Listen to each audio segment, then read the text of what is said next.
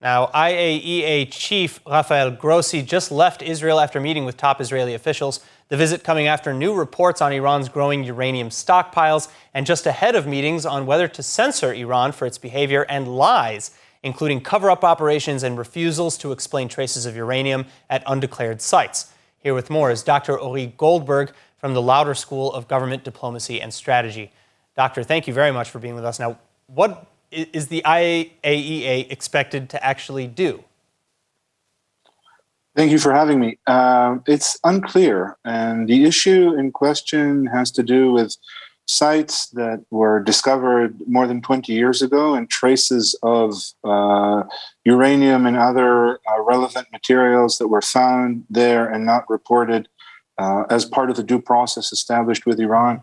Also, according to its membership in the Non-Proliferation Treaty, which I have to remind you, Israel is not a signatory to.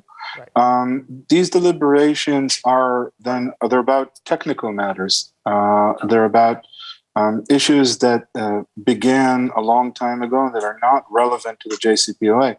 If they are to do anything, then they are something that potentially will reflect on the climate and the tone of the discussions that are being held in Vienna with regard to the agreement. You said that this doesn't have any bearing on the JCPOA, but Israel is revealing evidence that Iran knowingly stole IAEA documents in order to circumvent them, in order to create cover-ups. How does that not bear any weight on the West's negotiations? To be quite frank, Israel's credibility when it comes to revelations regarding Iran's credibility is not considered very high in the eyes of the world, as well as in the eyes of the IAEA. The international community wouldn't voir dire this? Wouldn't go and investigate on their own and follow up on Israel's claims?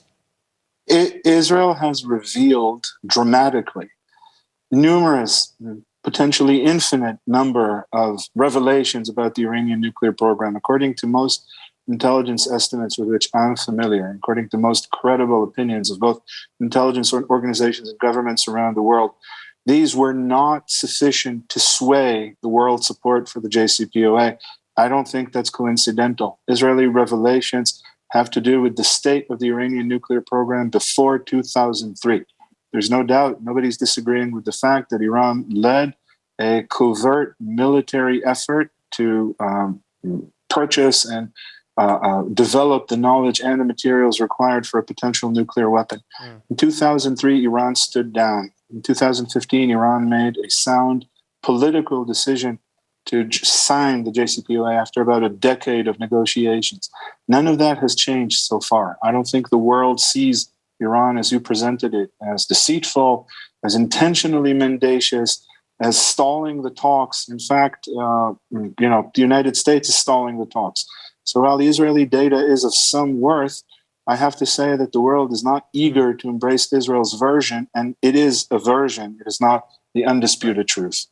All right. Now, European and United States authorities are warning that the window to clinch a deal with Iran is closing. But the same was said in late 2021, after months of Iran stalling, and then the December deadline obviously came and went, yet the West is still using the same rhetoric. Do you think that the international community is truly prepared to drop negotiations, or is this another naked bluff? I don't know if it's a naked bluff, but I doubt anybody's prepared to drop negotiations. There's a good chance the more time passes and an agreement is not signed, there's a good chance that this will sour.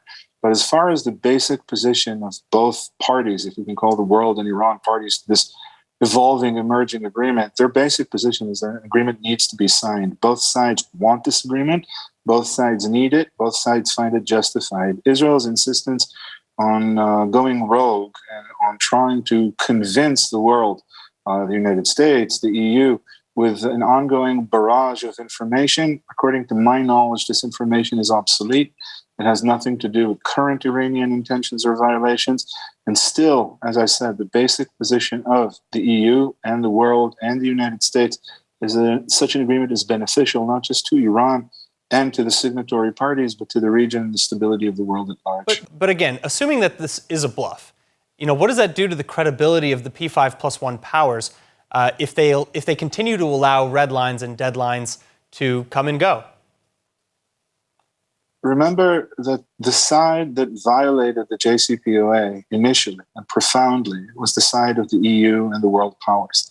Of course, it was the United States who violated the agreement, but it was the other signatory parties who allowed it to do so and come away unscathed. The whole sanctions regime imposed by the United States is a stark, blunt violation of the JCPOA.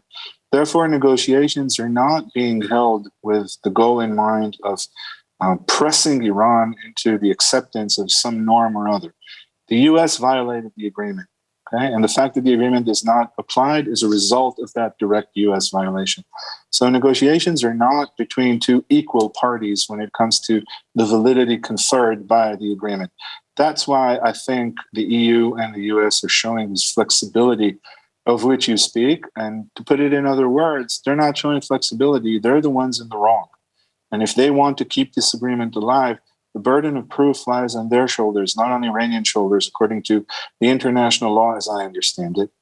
All right. Dr. Goldberg, I appreciate you joining us. Thank you so much. Thank you. My pleasure. Hi everyone, it's Emmanuel Kadosh. I wanted to invite you all to subscribe to ILTV+, where you can find our daily news and updates about Israel. And not only that, but live feeds, entertainment, our kosher food show, and so much more. Needless to say, your subscription to ILTV+ helps us grow and create more content while also supporting the state of Israel. Our app is available on all platforms and devices, so I'll see you guys there.